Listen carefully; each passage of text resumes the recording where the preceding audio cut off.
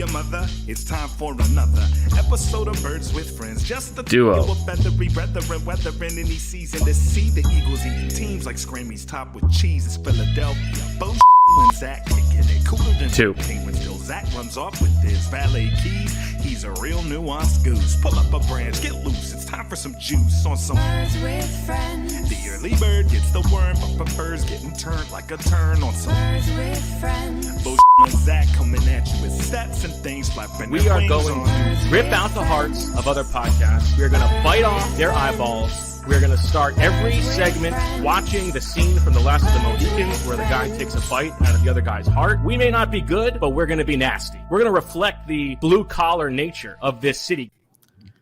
Hello, everybody, and welcome to Birds with Friends on a Sunday evening, 10:05 Chicago time, 11:05 Eastern Standard Time. Bo Wulf, Zach Berman, Marissa Dunn here to talk about the Eagles' uneven, often sloppy, always cold, still victorious game, 25-20 over the Chicago Bears.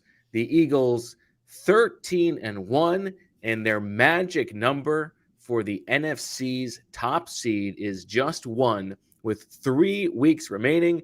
Zach, are you ready for a January in Philadelphia?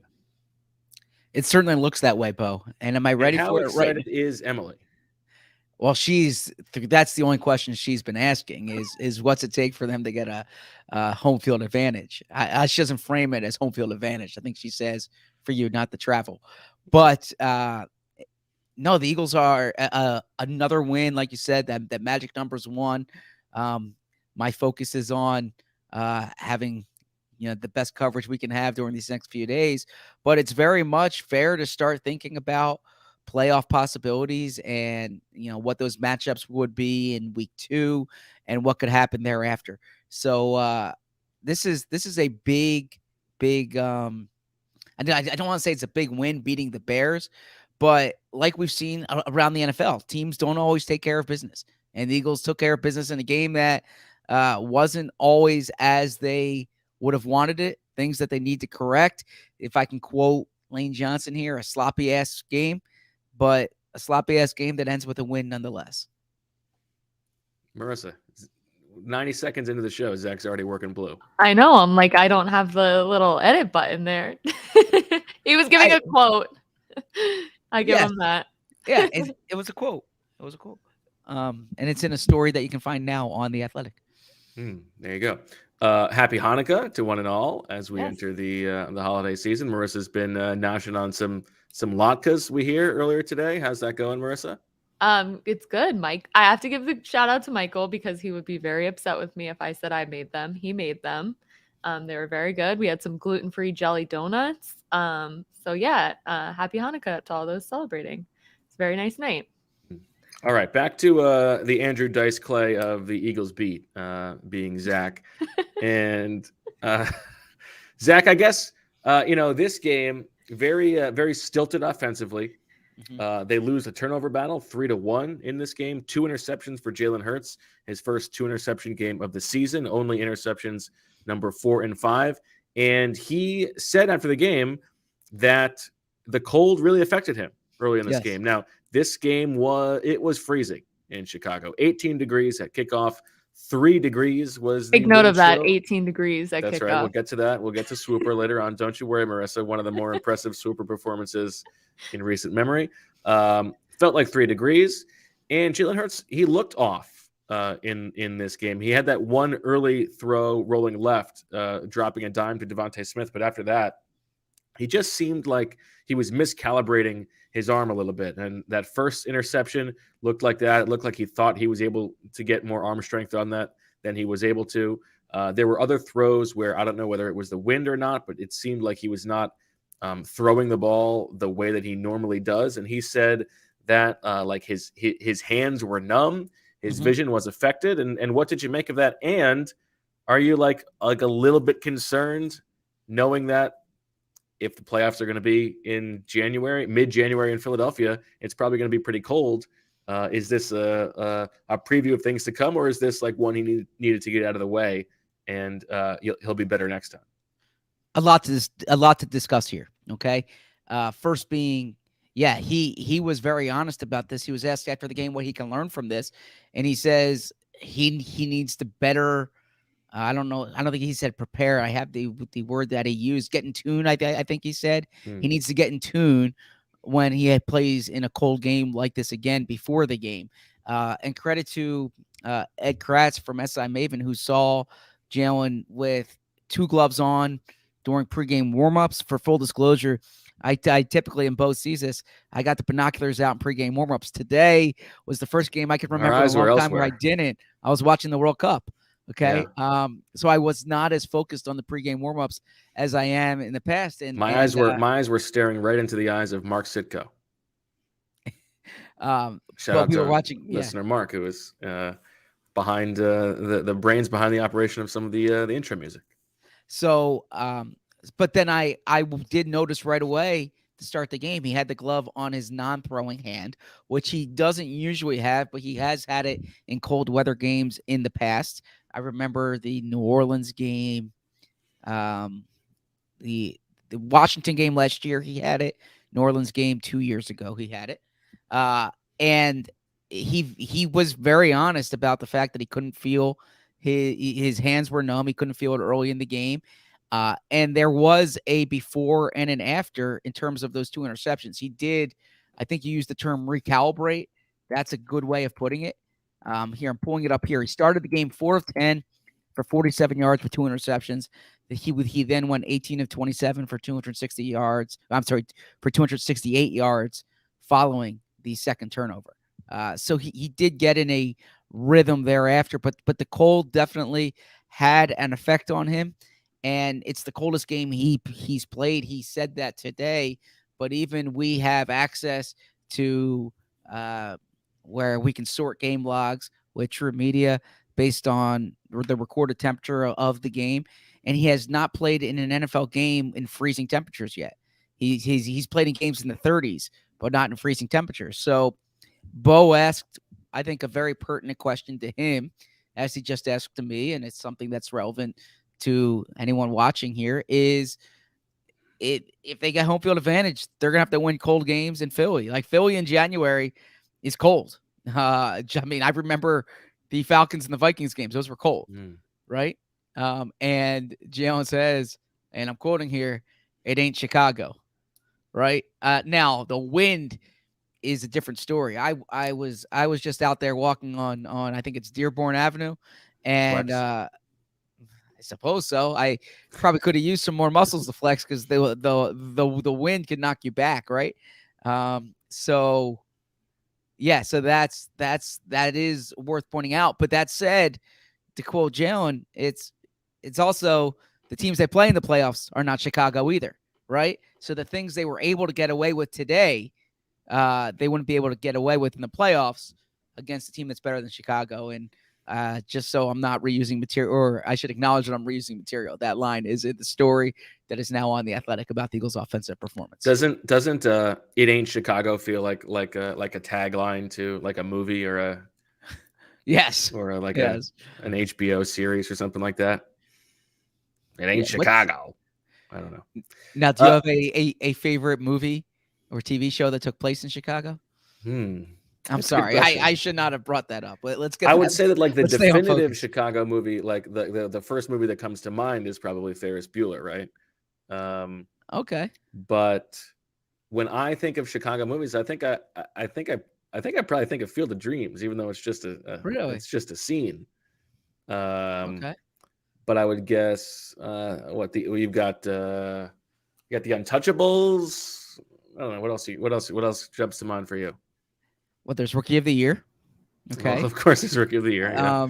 There's The Fugitive. I see that's in the chat now. The Fugitive. I saw the hotel where that final scene takes place. Yeah, there's Home Alone's in the Chicago suburbs.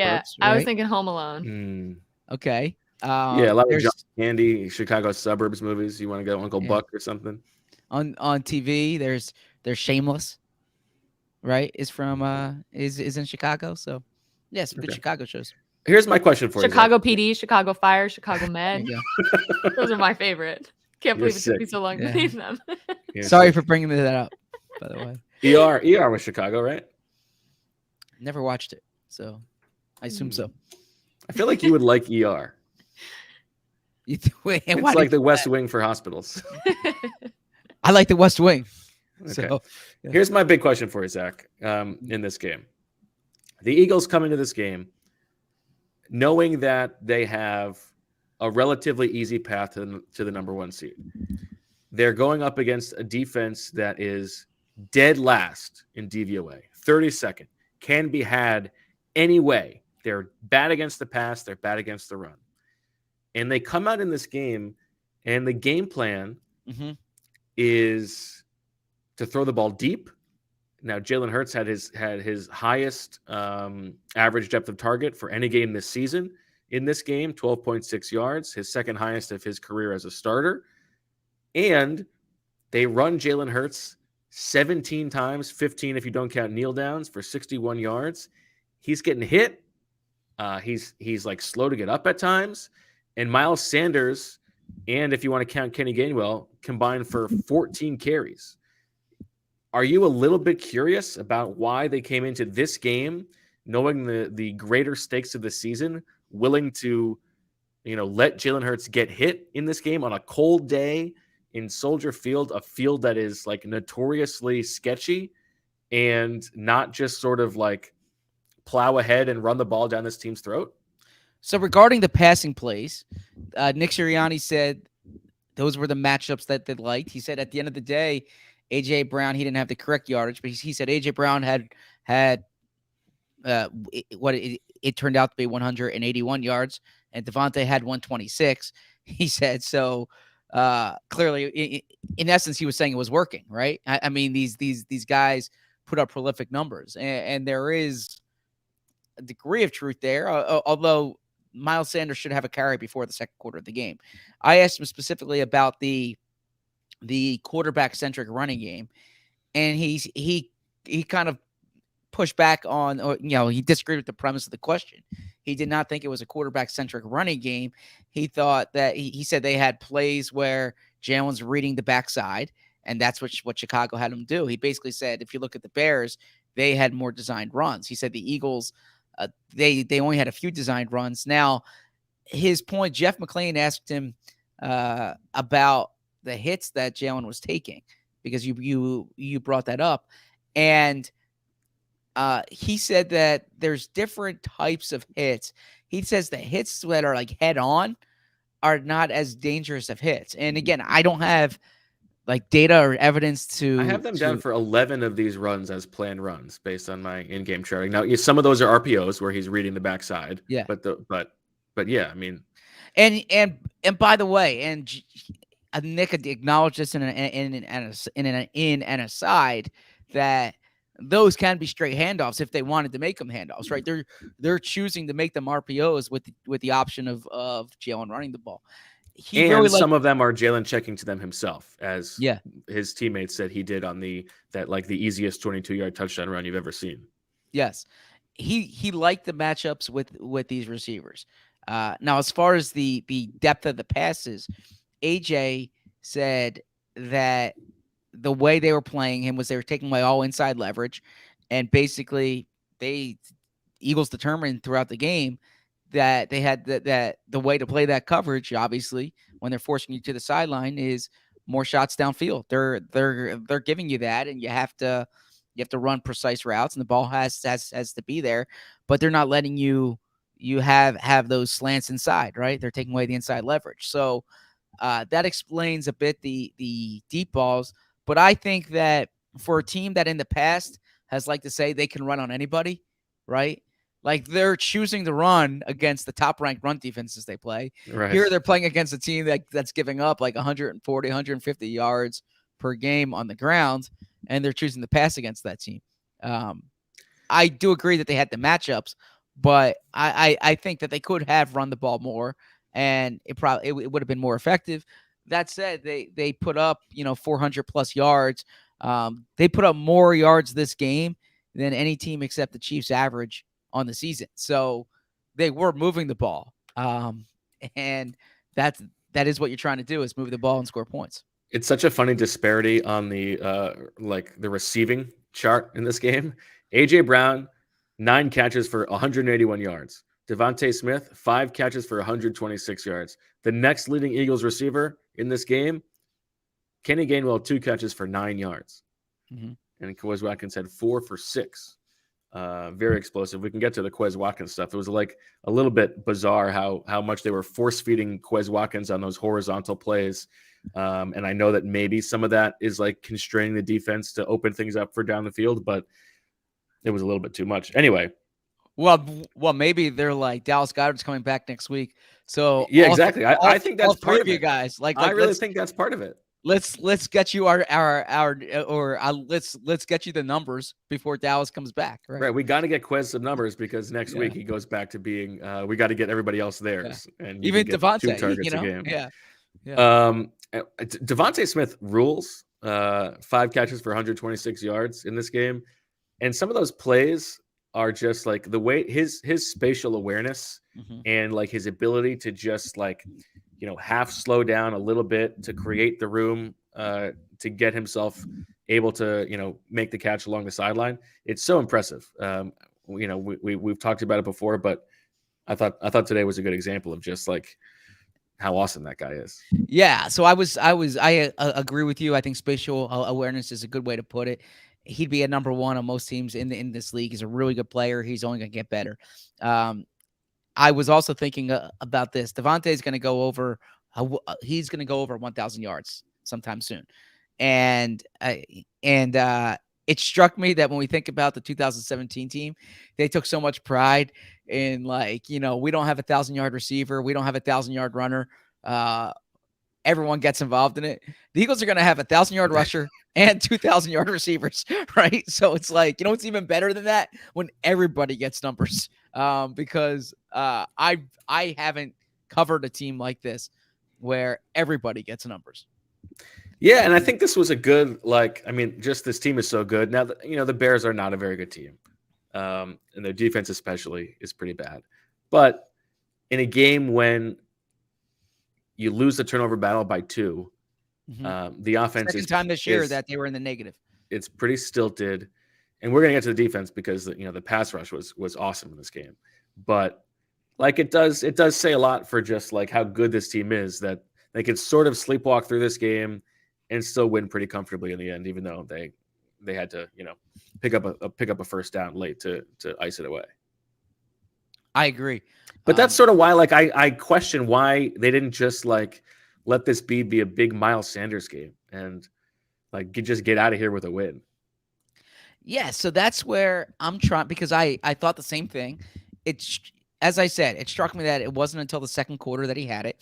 This was the second fewest, tied for the fewest amount of running back carries in a game this season for the Eagles. The only other game with, I think it was 14 overall, and the Washington game when Washington possessed the ball for 40 minutes was the only other game where that was the case.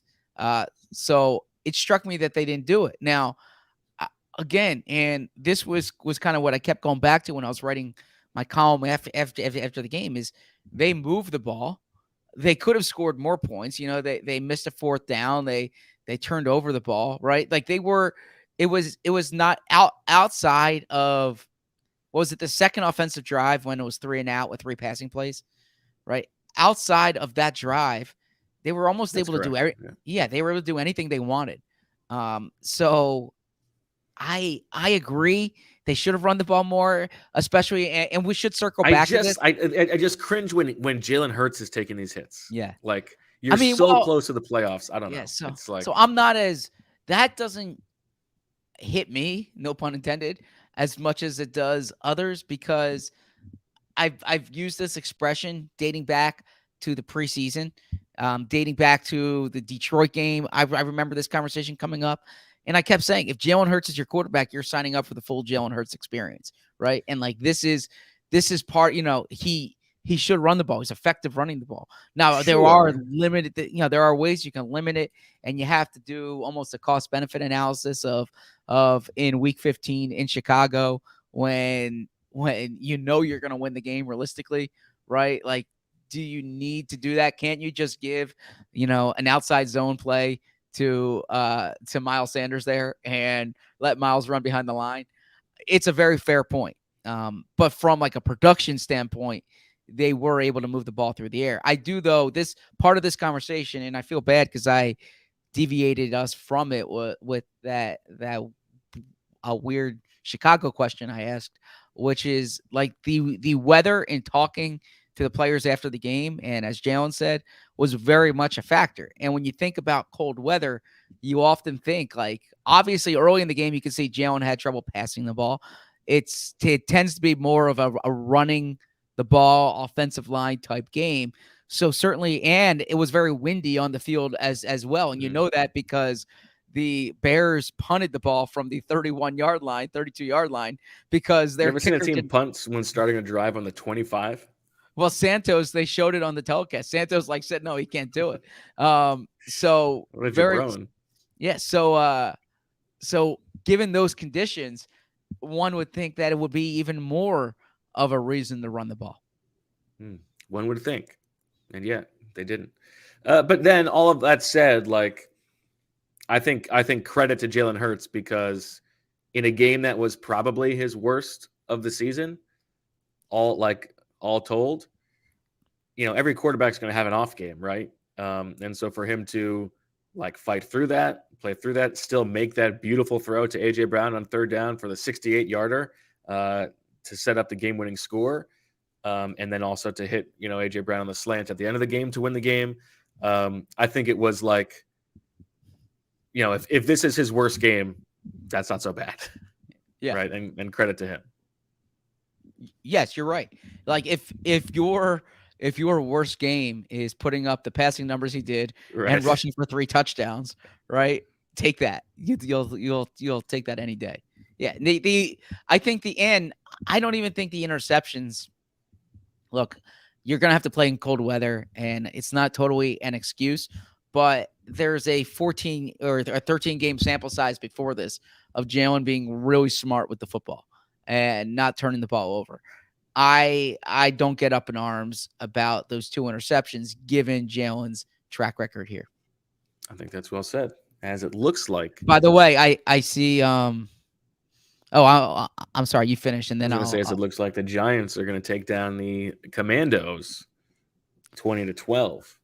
So Colin says AJ Brown getting caught from behind all season.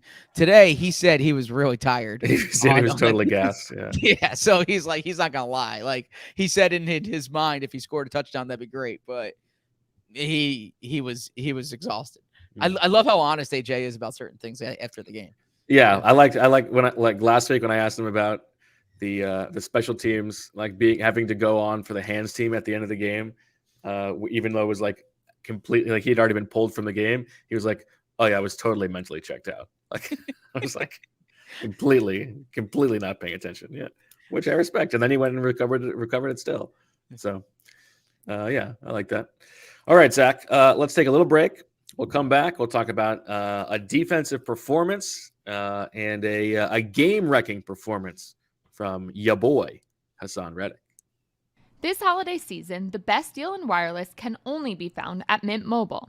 Right now, when you switch to Mint Mobile and buy any 3-month plan, you'll get another 3 months for free. As the first company to sell premium wireless service online only, Mint Mobile lets you order and activate from home with eSIM, while saving on tons of phone plans starting at just $15 a month. I've been using Mint Mobile long before this holiday deal, and I have to say, it's the perfect time to switch. Mint Mobile's best offer of the year is here. For a limited time, buy any 3-month plan and get 3 more months for free. By going online with eSIM and eliminating the traditional costs of retail, Mint Mobile passes significant savings onto you. All plans come with unlimited talk and text and high-speed data delivered on the nation's largest 5G network. Use your own phone with any Mint Mobile plan and switch easily and effortlessly with eSIM. Or if you need a new device, for a limited time, get 6 months of free service when you buy a select device and plan. Switch to Mint Mobile and get premium wireless service starting at just $15 a month. For a limited time, Buy 3-month Mint Mobile plan and get 3 more months free by going to mintmobile.com/birds. That's mintmobile.com/birds. Cut your wireless bill to $15 a month at mintmobile.com/birds. In baseball, what team won the first World Series? Play Sports Trivia Star now and prove your knowledge. Sports Trivia Star is a free mobile trivia game that tests your knowledge in basketball, football, soccer, and baseball. Choose which sport you know the best to test your knowledge. It sounds simple, but the questions increase in difficulty as you progress. Collect a bonus every day you play more. In addition, you'll have an opportunity to test your general sports knowledge with a question of the day from a random sports category. I love playing trivia, so this is so cool because honestly, I don't know much about geography or world history, but sports, that's my area of expertise, so this is so cool. If you like sports like I do, you'll love Sports Trivia Star. Download it today to challenge yourself. Just go to the Apple or Google store and search for Sports Trivia Star. Download Sports Trivia Star for free today and get ready to flex your brain muscles. This show is sponsored by BetterHelp. Unfortunately, life doesn't come with a user manual. So when it's not working for you, it's normal to feel stuck. Navigating any of life's challenges can make you feel unsure. Whether it's a career change, a new relationship, or becoming a parent, therapists are trained to help you find out the cause of challenging emotions and learn productive coping skills, which makes therapy the closest thing to a guided tour of the complex engine called you. This time of year can be so stressful. The holidays, seeing family, traveling, working. Therapy is so important to get those feelings out and enjoy this time of year. As the world's largest therapy service, BetterHelp has matched 3 million people with professionally licensed and vetted therapists available 100% online. Plus, it's affordable. Just fill out a brief questionnaire to match with a therapist. If things aren't clicking, you can easily switch to a new therapist anytime. It couldn't be simpler. No waiting rooms, no traffic, no endless searching for the right therapist. Learn more and save 10% off your first month at betterhelp.com/BWF. That's BETTERHELP.com/BWF. All right. Back on Birds with Friends. Bo, Zach, and Marissa. Zach, let me ask you this. Eagles magic number is 1. I saw this idea posed by listener and subscriber Joe. 3 games left. All they need is 1 win or any loss by Dallas or the Vikings, either one, to secure the number 1 seed. Would it make sense for the Eagles? They would never do this, but wouldn't it make sense for the Eagles to rest their starters next week against Dallas, play their starters to beat the Saints and get the better pick against the Saints, secure the number 1 seed that way, and then rest their starters again in week 18? The short answer is yes. Isn't that like the best plan of attack? I mean, I think especially if you're going to probably maybe play the Cowboys in the playoffs again. I think you never take anything for granted in the NFL, right? But yeah, the short answer is yes. You have 3 games to win 1 game, right? I think the latter point you made, I mean, take away the draft pick part of it. The latter point you made is valid to me. One thing I'm really thinking, if I'm Nick Sirianni and the people in the coaching staff when they meet tomorrow and they're putting this game plan together for the Cowboys, is don't empty the cupboard, right? Like don't even take much out of the cupboard. You might see these guys in your first playoff game. And what you saw when they played the Cowboys the first time around is the Eagles it was a great coaching job, and the Eagles did things that the Cowboys had not seen that year, right? And now the Cowboys are going to have their counterpunch for this game. And if the Eagles are pulling things out that could be effective in the playoffs, don't do it, right? Like I'm not saying treat this like a preseason game in terms of scheme, but from a strategic perspective, it's a cliche in the NFL to say it's hard to beat a team 3 weeks in a row. I'm sorry, it's hard to beat a team 3 times in a season. It's hard to play a team of like a few times within a few weeks, right? So I would be very conservative. They've got these weird like game theory questions posed to them, and also just like, rest ideas, because if they do win this game next week, I mean, you're not going to rest You're not them. gonna rest for You're not 3 going to rest them for weeks. Yeah. 3 weeks in a row, right?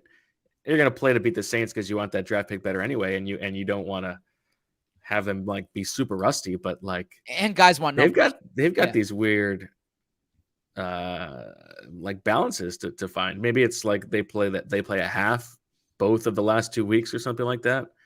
But it's going to be an interesting problem for Sirianni to have to solve. Yeah, you can't sit guys for 2 weeks, and like I know, But this like isn't the way- AJ Brown had his ankle taped in the locker room after Sure. this game. Jalen Hurts is like coming up limp. Who knows how he feels? Like these guys are at the end of the season. Their bodies are taking a toll. Like, but you're getting a week in there, right? I mean, yeah, but how nice would 3 weeks be?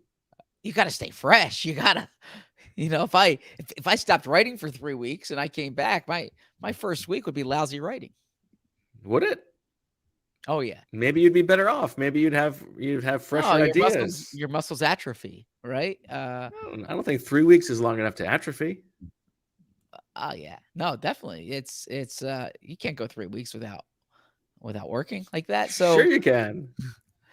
Have you ever heard of Europe? I've heard of Europe. I've never lived there. Don't give me this American overworking mentality. Let's think about full body health.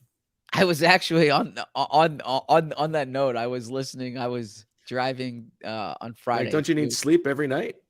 I was driving to work on Friday, and they were talking. I was listening to talk radio, and they were saying they saved some stats, like the average American doesn't use X amount of vacation days. And I was like, wow, they're really, this is like cutting deep right here. The stuff they were saying about people who don't use all their vacation days, I felt very seen. Yeah. So, in any event, no, you are correct that the game theory here is applicable, and the Saints game, you're going to want to win that. And you do want, like, you're not going to play your guys week 18, I assume.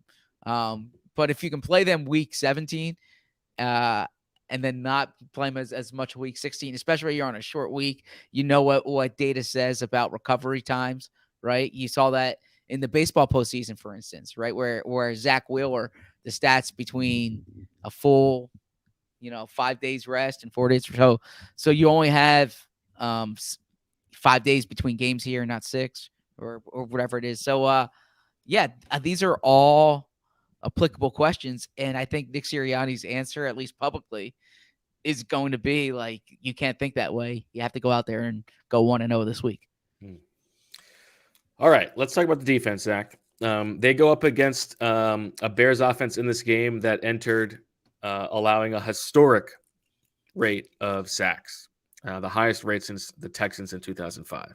And yet, like keeping that in mind, and the fact that they lost their right guard several plays into the game, Tevin Jenkins, who suffered a neck injury, the Eagles' pass rush was all over Justin Fields in this game when they chose to actually rush him and not try to keep him in the pocket. 2 sacks for Hassan Reddick, 2 sacks for Josh Sweat, 2 sacks for Javon Hargrave. They lead the league in sacks. They're on pace to break the franchise record for sacks in the season and do it in 17 games if they keep up the pace. They have a chance if Josh Sweat can get 1 more half sack and Brandon Graham can get 1.5 more sacks over the course of the season to be the first team in NFL history with 4 players with double-digit sacks. I thought Hassan Reddick was the star of the show today. Yep. He was all over the place. He wrecked this game in the first half. There were several plays when he was very close to a sack. He also forced a fumble and recovered a fumble in the third quarter. I thought that this was like Hassan Reddick's case that he has done for the defense this year what A.J. Brown has done for the offense. This is a defense that was second to last in the league in sacks last year. Slacks. Well said. Yes, well said. And I think Brandon Graham being healthy factored into last year's number and this year's number. But sure, and the defensive tackle group is deeper. And but the Hassan biggest Reddick, difference is Hassan Reddick. 100%. And Hassan Reddick is as advertised. He frankly might be better than advertised, right? And I would say so. he's just so quick around that edge. And You know what? This surprised me. I was looking at the sack leaders. I'm sorry to cut you off. no problem. Because I was in my mind, he is as quick as it gets in terms of like when he gets a sack. But his average time to sack among the league leaders, it's actually like more towards the middle. And Josh Sweat has like the second highest time to sack of the top 20 sack leaders in the league. Josh Sweat has the second highest. Second quickest. Yes, yeah, that makes sense to me. Yeah. Hassan sometimes he's really good at like getting deep and then coming from behind, right? And Sweat is what, Bo? I'm just no commenting. That's just a reaction for the visual listeners, not for podcast audience. Bo, you're 36 years old, man. Come on. Okay. Yeah. That's a drop. And Sweat is just so quick off the line. I mean they're both quick, but yeah, Hassan he's been terrific, and having him in the defense, I don't know who they could have added this past offseason who would give them more of a boost around the edge. Nobody. The delta between Jannard Avery last year and Hassan Reddick this year. Right. I mean, look, I don't want to. It's similar to the delta between Jalen Reagor and AJ Brown, but yeah, like I don't want to sit here. I mean, we're weeks past the Jonathan Gannon debate, and we definitely don't need to go down that rabbit hole. But Jannard Avery is a good reminder when we do all of the Howie Roseman trades. Like they're not all perfect. We gotta, can keep that one in the holster. Fair. But like when looking at their 2020 numbers, it's like they had Jannard Avery in the spot in the defense that now belongs to Hassan Reddick. I think we have to account for the talent disparity here. Yeah, absolutely. I mean, it's also like he wasn't even on the field. They didn't even get to play him on the field as much because he was so subpar. Yes. They had to play a different style of defense. But I just like if this was this is sort of what I wrote in the day after, but if this was a game that felt like a playoff game because of the temperature, it made you think that like this is a playoff caliber pass rush. Absolutely. In like if they're going to get to the Super Bowl, there are going to be tight games. They're going to need big plays from those guys on the edge and up the middle. And they have the horses. They are deep enough and also top heavy enough to get after these teams. And if you just look at the potential opponents, they are difficult teams to sack. Like the potential round one opponents, Tampa and Detroit, both 1-2 in the league in fewest sacks allowed per pass. San Francisco is 8th. Dallas is 4th. All of these like high level opponents are tough to get after. And so you need to be really good at it. And right now the Eagles are. Yeah. So you look at, I mean, I think you think about Dallas and San Francisco in particular, and those are teams that run the ball effectively. And the Eagles' whole thing is they need to get you into known passing situations. Now, I understand 5 of their 6 sacks today on third down. Yeah. So you can push back and say, well, Chicago entered the game with the most rushing plays in the NFL and have been an effective rushing team and have a really good running quarterback.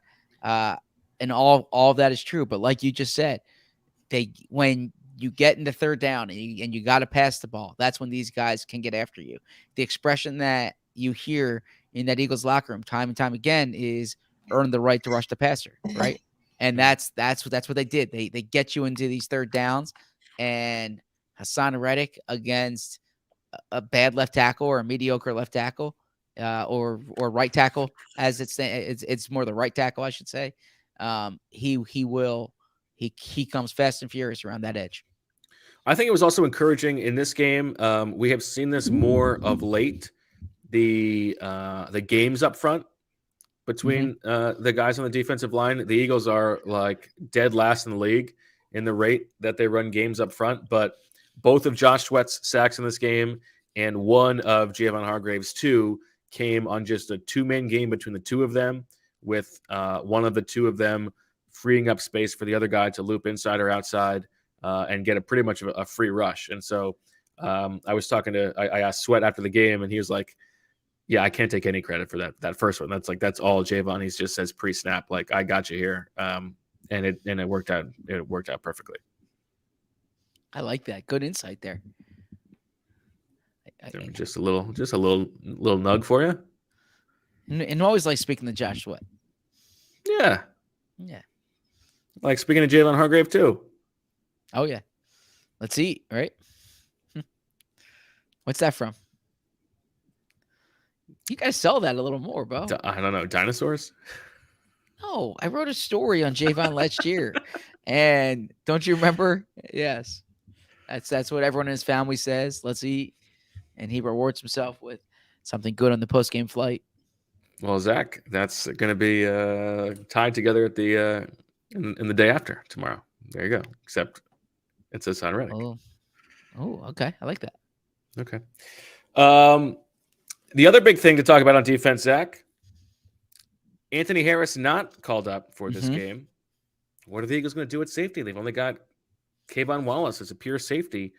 Well, after like 5 years of clamoring, we finally got to see Avonte Maddox back at safety. The game plan tonight this afternoon, was when the Eagles were in their base defense, when they didn't need a third corner on the field, they're 5-2. Avonte Maddox was the safety opposite Marcus Epps. Kayvon Wallace was on the sideline. And then when they did need nickel defensive back personnel, Avonte Maddox played his customary position and Kayvon Wallace played deep. I thought that this was like just a breath of fresh air of common sense. Like, this is what totally makes sense. You keep your best players on the field. You know that he can do it. Gannon talks all the time about the overlap between nickel and safety in his defense. It makes all the sense in the world that he would be there next to Marcus Epps, and I thought he played well. He forced 2 fumbles. One of them a really impressive play when he came downhill. Hassan Reddick took the jet sweep wide, got a bit of a jarring hit before Maddox comes in and forces the ball loose. They get a little bit of fumble luck and it stays in bounds. But I thought this was a great example of don't overthink it. Like, keep your best players on the field, and kudos to Jonathan Gannon. Well said. Agree. I think, if you operate under the philosophy, who's the best possible safety you get that you can put out there, and you can't go with the logic that, well, you're affecting 2 positions, because you're moving him back to the slot when you're in nickel, but Avonte's a smart player. He knows how to play multiple roles. I like that they did that. Probably doesn't reflect very well on Kayvon, but you're here. I don't know about that though, because I just think it makes sense, and especially if you're not deep at the position anyway, you don't have another backup safety up.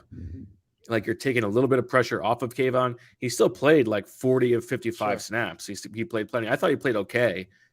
He looked pretty good coming downhill.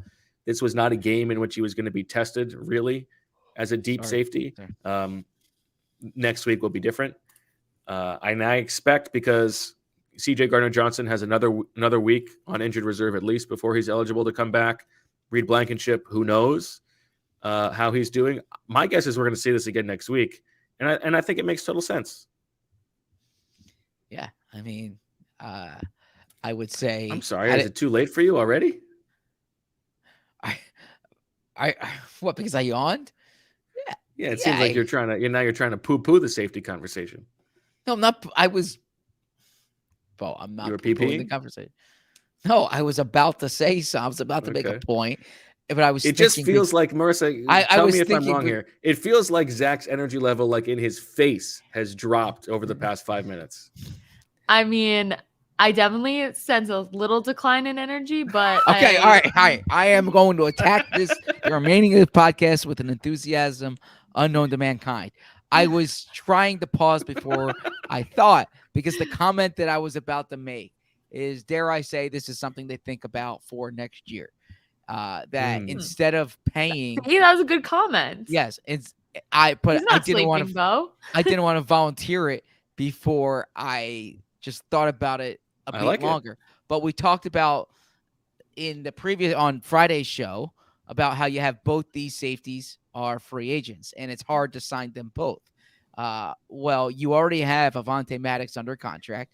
And what if you say that we can groom a safety for a limited role in nickel? So essentially a nickel Groomer over here. safety, a nickel safety, right? But you have Avonte on the field now for 100% of the snaps instead of they're in nickel most of the time, but some games you're not, right? To me, it would be if this works here, it's a logical thing to think about because Avonte Maddox is the type of player that you want on the field, and it takes away the problem of having to sign both guys.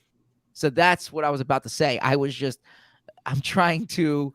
I think that's a good sometimes I point. think out loud, and instead of thinking out loud, which when I listen back to the podcast, I think makes for bad listening experience. I was trying to think before I spoke. I think that's a good point, Zach. It's a great point, Zach. Thank you, Marissa. My sense is that because this possibility has been out there for so long and they haven't done it, that they don't want to commit to that this was sort of a break glass in case of emergency situation for them. But they do have that possibility. And the other thing is they're probably going to have a different defensive coordinator next year. Like if things go as we expect and Jonathan Gannon gets a head coach job. So maybe it'll be someone else making that decision. But I feel like Avonte Maddox safety has been so obviously there for the last 4 years. And the fact that they haven't done that is enough reason for me to think that they don't want to do that. Isn't that what football coaches do, though? That don't we see this time and time again where something seems like a good move to make, and then they don't do it, and then 3 years later they do it, and then Right. and like, look at this idea I had. Exactly. Wasn't that when they brought Jalen Mills back as a safety that year? And Right. And it was like, well, we played him in the Patriots game, and he showed flashes there. Well, what about the conversation that's been going on now for a few years that Jalen Mills, Right. based on his speed, is better equipped in this role? Like you hear this all the time where they do something like months or years later than it seems they should, because football in general is slower to adapt to anything.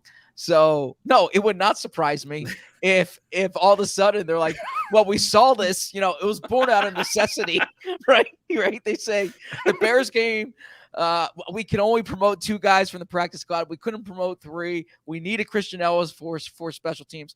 And we saw it. And we're like, you know what? This is there's something We here might that have could something work. here. Exactly. That is exactly what football 4 coaches years do. ago. That's exactly what football coaches do. That always happens. Yes. Yeah, you're absolutely right. Anything else on defense? Your boy TJ Edwards returned home, had a pretty good game, led the team in tackles. What do you think of Justin Fields, Zach? I know you're a big Fields guy. Yeah, I mean, well, first off, I think the Eagles were laying it on thick after the game between Nick Sirianni's comment and he must have said something to them in the locker room afterwards, because it seemed to be a talking point among multiple players. And sometimes when Sirianni says something, they all try to repeat it after the game. But I was impressed with Fields' running ability. I was impressed with his toughness. They have nobody to throw the ball to, like absolutely nobody. And I know Claypool wasn't playing in this game, but man, he has no offensive line. He has no pass catchers. And I thought that he was dangerous. And I'm in on Justin Fields. Now Sirianni's quote after the game was that how good today is for the NFL. I don't think there's going to be any books written about like the Justin Fields first Jalen Hurts game that occurred on this crazy December 18th. NFL day anyway. Like no one cares about this game. Yeah, but I really like Justin Fields, and I think that if they can put talent around him, I would buy stock in his upside. He is an unbelievably dynamic runner. My honest opinion right now is that I don't think he's a good passer, or will ever be.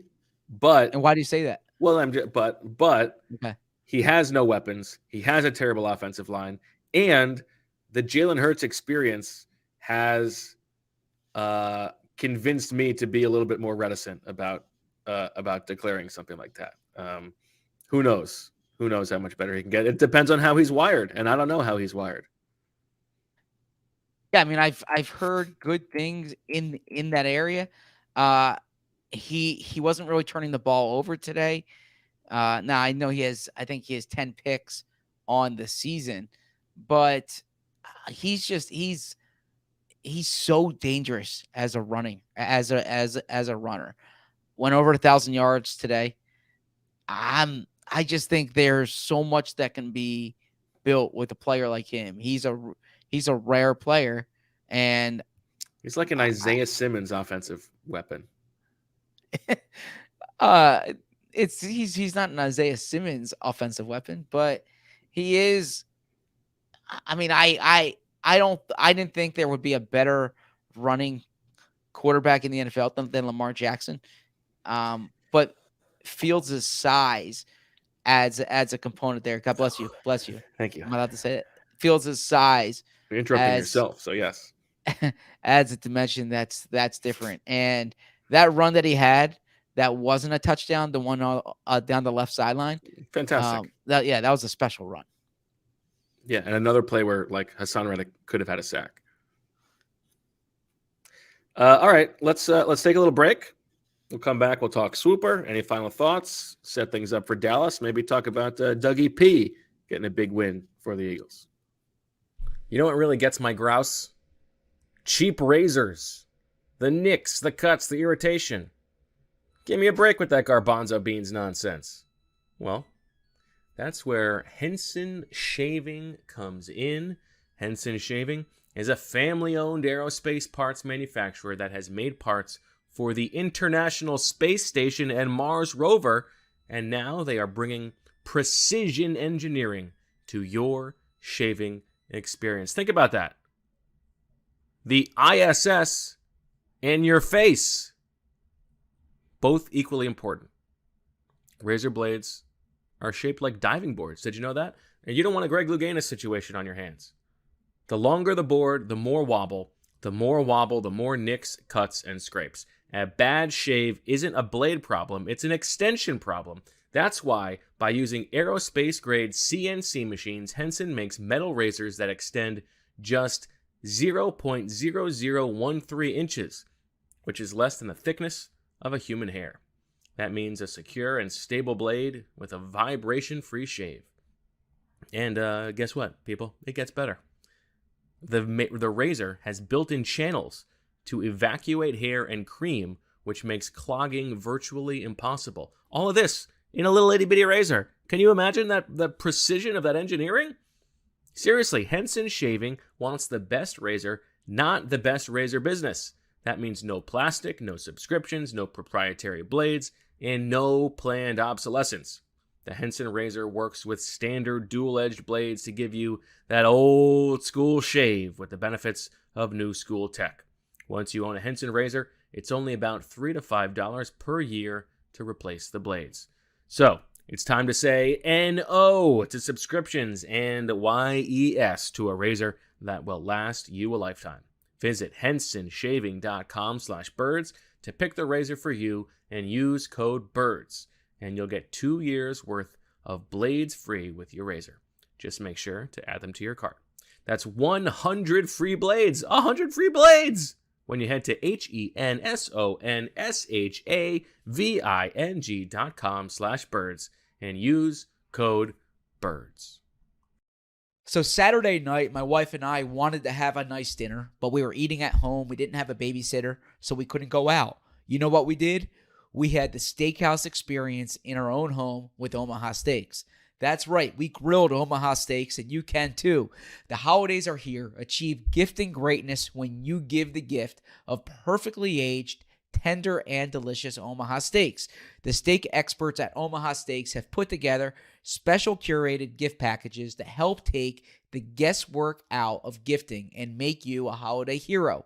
Go to omahasteaks.com and use code BIRDS at checkout to get $30 off your order. Send an assortment of mouth-watering favorites guaranteed to impress, like the legendary Butcher's Cut filet mignon, air-chilled boneless chicken, ultra-juicy burgers, and even easy-to-prepare comfort meals that are ready in a flash. Omaha Steaks is ready to ship your order right away, so shop early and beat the shipping rush. Go to omahasteaks.com and use promo code BIRDS at checkout. Omaha Steaks is a gift from the heart, a gift that will be remembered with every unforgettable bite. Order with complete confidence today, knowing you're ordering the very best. Visit omahasteaks.com, use promo code BIRDS at checkout to get an extra $30 off your order. The holidays aren't all sleigh bells and mistletoe. There's also airports, shopping malls, and dining tables crowded with people, some of which you're glad to see only once a year. Give yourself the ultimate gift of stress-free holiday with Next Evo Naturals fast-absorbing CBD products. Next Evo's Stress CBD Complex Gummies are clinically proven to have 4 times better absorption than standard CBD. No other CBD brand can promise that. I know I am personally so stressed out this time of year, and Next Evo Naturals is so great because it helps with stress, trouble sleeping, and it's fast-acting and absorbs better than any kind of CBD. Next Evo's Smart Sorb technology delivers CBD to your system as little as 10 minutes, unlike any other CBD brands. Help fight holiday stress with Next Evo Naturals Stress CBD Complex Gummies featuring ashwagandha, clinically proven to reduce stress by 70%. Get smarter CBD from Next Evo Naturals and get up to 25% off subscription orders of $40 or more at nextevo.com/podcast. Promo code BIRDS. That's nextevo.com/podcast. Promo code BIRDS. Welcome back to Birds with Friends. Bo, Zach, and Marissa. Time to talk about Swooper Storecasting. Bo entered with 8 points, Zach with 4, Marissa with 1. 4 weeks left in the regular season. Bo, in shameful anti-competitive behavior, had nothing. He had nothing in the bag, nothing to fight for. I feel like you should be docked for that. Where's the fighting spirit, Bo? Yeah. That's pathetic. We're trying to ruin the game? I don't like that. Bad job by Bo. Marissa, you had 6. Gardner Minshew plays on offense. Didn't happen. Dallas Goedert has at least twice as many receptions as the Bears have sacks. Dallas Goedert wasn't activated for this game. What'd you make of that, Zach? I think they're saving Dallas for Dallas. I think they thought they could win without him this week. They didn't. Yeah, that was the sense They didn't frame it that way. They said he still needs more time. But if this was a playoff game, Dallas Goedert would have been playing, in my opinion. I think that's right. Justin Fields and Jalen Hurts both rushed for touchdowns. Justin Fields, almost, if he doesn't step out of bounds, I was he so would have hit close. this. Did not, unfortunately. Jalen Hurts did have 3, so you're 0 for 3. But then the tides began to turn for Mrs. Dunn. The Eagles punt on fewer than 1/3 of their drives. They punted just twice on 1, 2, 3, 4, 5, 6, 7, 8, 9, 10, 11 real possessions. Bingo, bango, bongo. Check. Hit for you. And then in the third, I think it was the third quarter, the Bears punter, what's his name? Because he deserves a little shout I don't know. on Yeah. your behalf. 100%. T. Gill. Trenton Gill? Up Trenton Yes. Gill. Trenton Gill. Trenton Gill unleashes a beautiful parabola off his foot that lands deep inside Eagles territory and stops at the 4-yard line. Marissa's swooper Incredible. was the punt, which is down the deepest field position in the game by either team, will be at a yard line which is greater or equal to the lowest bid for this item. But less than or equal to the winning bid. Basically, it had to be between the two bids, which were 3 and 5. You had a 3-yard diameter to get a punt into, and you nailed it. One of the greatest hits in Swooper history. I like literally screamed when I saw it. I was so excited. Michael was in the other room, like, what happened? And I was like, the punt. And then, moments later, Jake Elliott lines up for a field goal in the place of the double doink, and Marissa had a kick of any kind, hits a post or a pylon, and Jake Elliott stoinks it off the right upright. You hit it, a 1-pointer, a one turkey bid. That's impressive. You don't that usually you see hit. 1-pointers. not even Hey. the one turkey, but just the fact that how often this season in the NFL has a kick hit the crossbar or the What upright. a ride for you. Yeah. Yeah. And so I was watching but- on Sunday Ticket because we didn't get it here. So I had it on my computer. So I was a little behind. And I get Zach's tweet come through and just the excitement of what I was about to see, just like it was exhilarating. It was great. What But a Marissa, moment. you did not have this locked up. That's like when you're at the roulette wheel. And, Yes. and you hit the number. That's such a feeling, right? You don't Yes. get that very often. Yes. But You Zach did- had a lot of good You items. did not have this locked up. Yes. It was very dramatic. Zach had 6 as well. He had the Eagles score more points than Joel Embiid scores in Friday's game against the Warriors. Embiid scored 34. The Eagles scored 25. Did not hit. You had a running back on either team is the game's leading rusher. That did not happen. Mhm. Too bad. Bad week. You had TJ Edwards has more total tackles than the Bears' leading receiver has receptions. You nailed that. 9 tackles for TJ Edwards. 4 catches for Cole Kmet. So a hit for you. That's 1. And here's where it got really interesting. Because Zach had several irons in the fire. He had the Eagles win the game. And this was one where he spent 13 turkeys on it. And he would be pardoned of all 13 of those turkeys if the Eagles covered the spread. So he had this one that he was probably going to win and had a chance to get some turkeys. He had the Bears score fewer points than the temperature at game time, according to the official NFL game book. The temperature was 18 degrees. The Bears had 13 points late in the fourth quarter. Also late in the fourth quarter, A.J. Brown had 169 yards receiving. And Zach had a player in the game finishes with a rushing, receiving, or passing total that finishes in 69. If the game had ended with 3 minutes left, Zach would have won. He would have had 4 hits to Marissa's 3, and he would have had all 13 of his turkeys coming back. He would have been riding on a high. I mean, you could not have measured the size of his chest if that had happened. And yet, Justin Fields scrambles, throws for the touchdown to give the Bears 20 points, more than 18, and make it necessary for Jalen Hurts to throw one more pass to A.J. Brown, dropping him or bringing him to 181 yards, and meaning that the Eagles don't cover. So Zach gets 2 hits.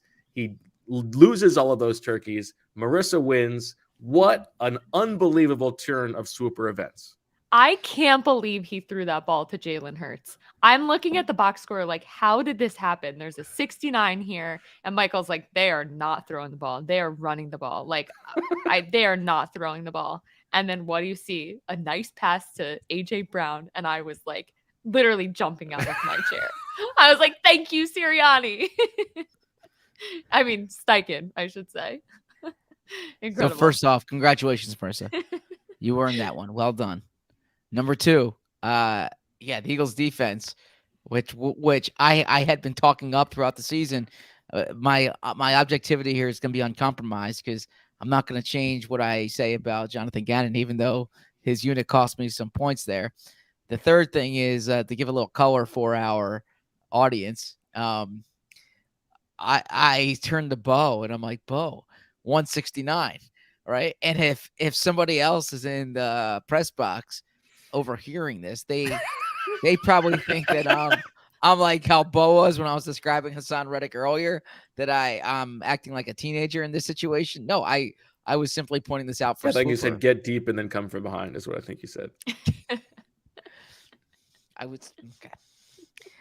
So in any event, Marissa, well done. And me, this is I mean, you this thought is- that Messi Mbappe was dramatic. That was nothing compared to Zach and Yeah. Marissa. Yeah. So this is the feeling like when you're in a fantasy football league and you lose in the playoffs, and you're just like, that's it.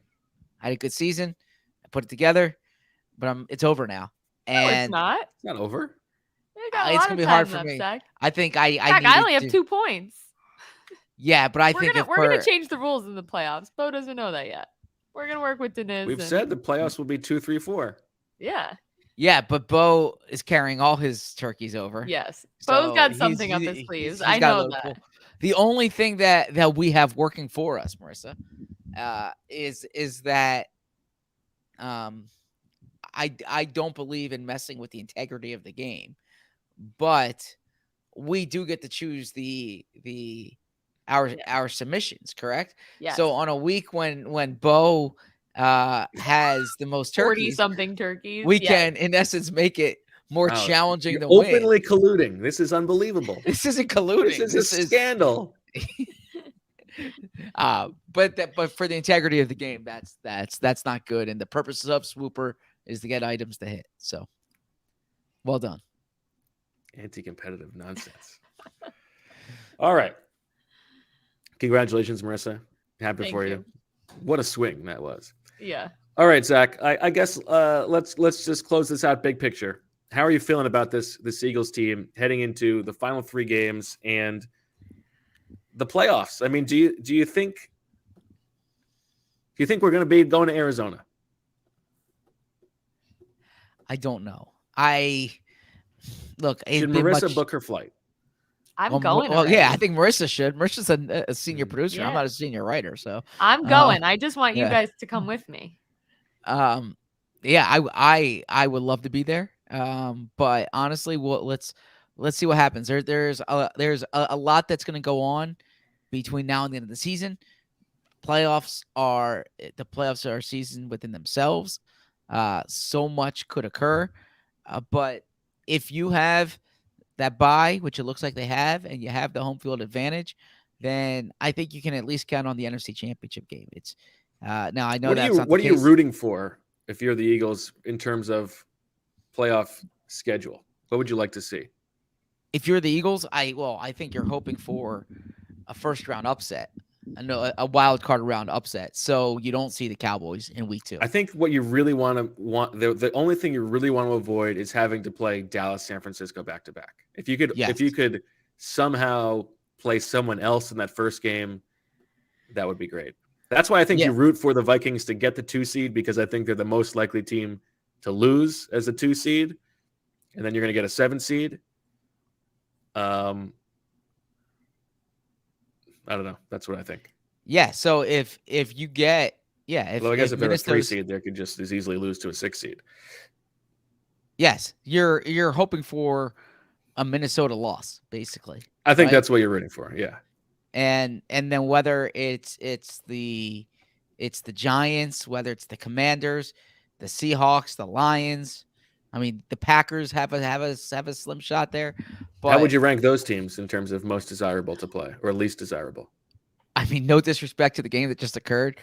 You want to see the Giants I think the Eagles Yeah. are so much better than the Giants. So much better. So if you give the Eagles a home game against the Giants to start the playoffs, that's like just sleep. Especially after they would have not played against them in week 18. And they would have the bye, and the Giants are in all these high leverage games late in the season. Yeah. If the I think Giants that- upset the Vikings, let's say the Giants play the Vikings and the Giants upset the I Vikings. mean, how funny would that be?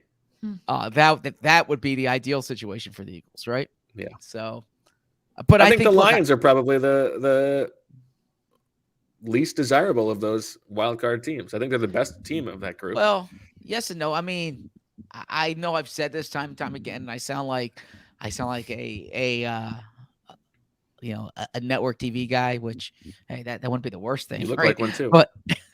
But You don't want to see Aaron Rodgers in January, right? And I do mean that. You don't want to see Aaron Rodgers. You don't want to see Tom Brady. These guys have won too many big games before.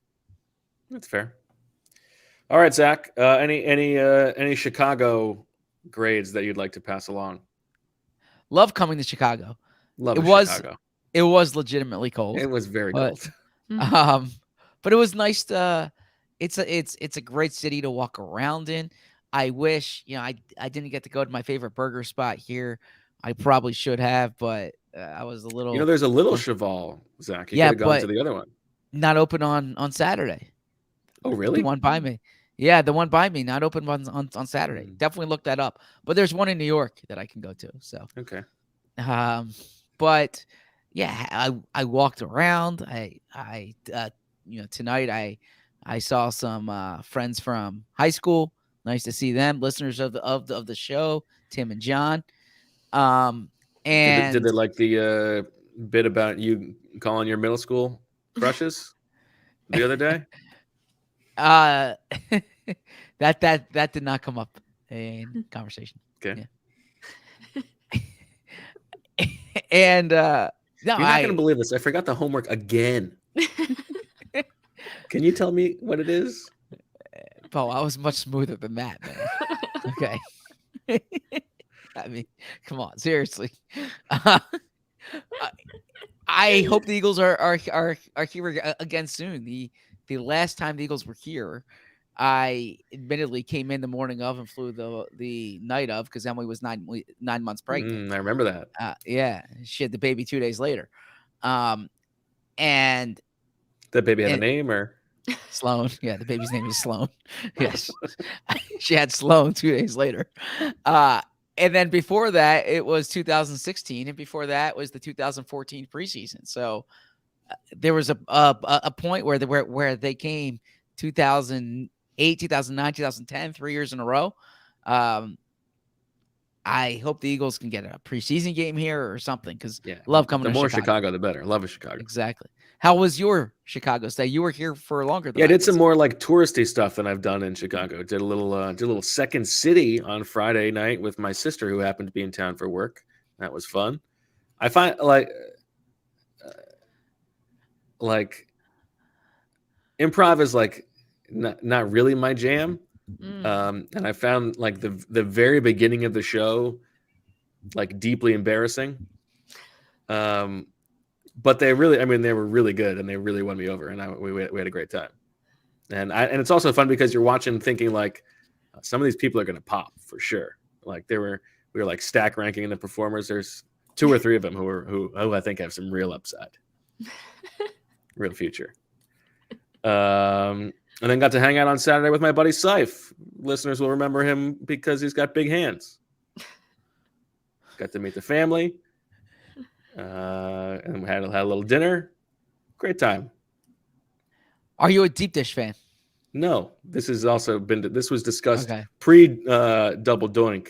Okay. I think deep dish is terrible, but I've had the Lou Malnati's, which was awful. Michael like raves about that. Terrible. Wow. Takes forever to cook. It goes bad super quickly.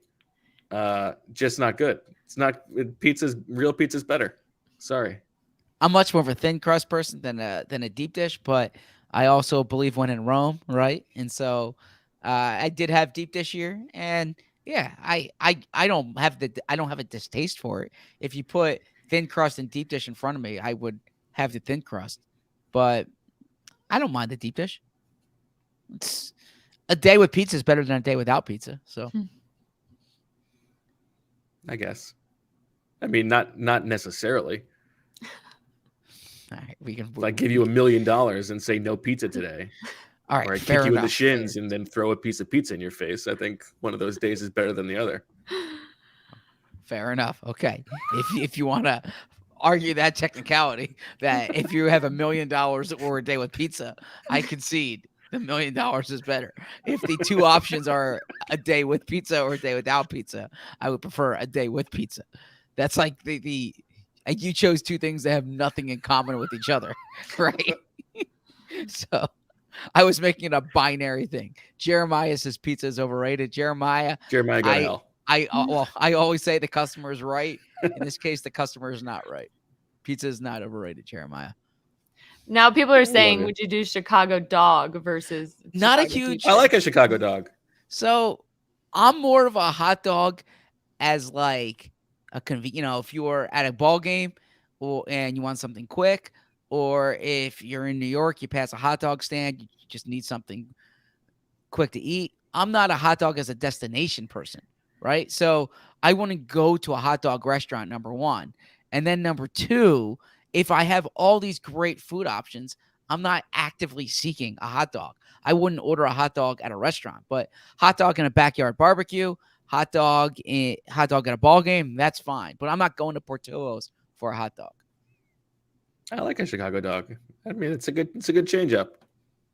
I don't know why you're so anti-dog, but I'm not anti-dog. I'm just saying it's not a destination food for me. it doesn't have to be a destination food. It can still be good. Okay.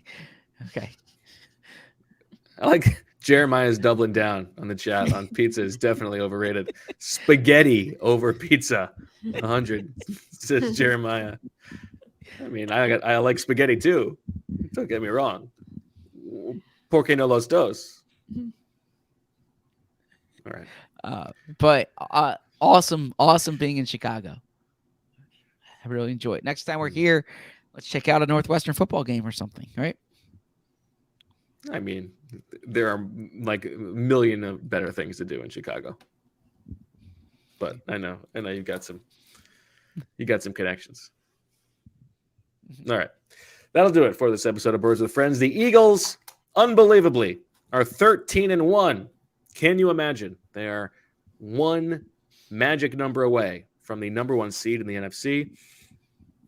They escape Chicago with a victory in the cold playoff weather. So, for Zach and the victorious Marissa Dunn and let's say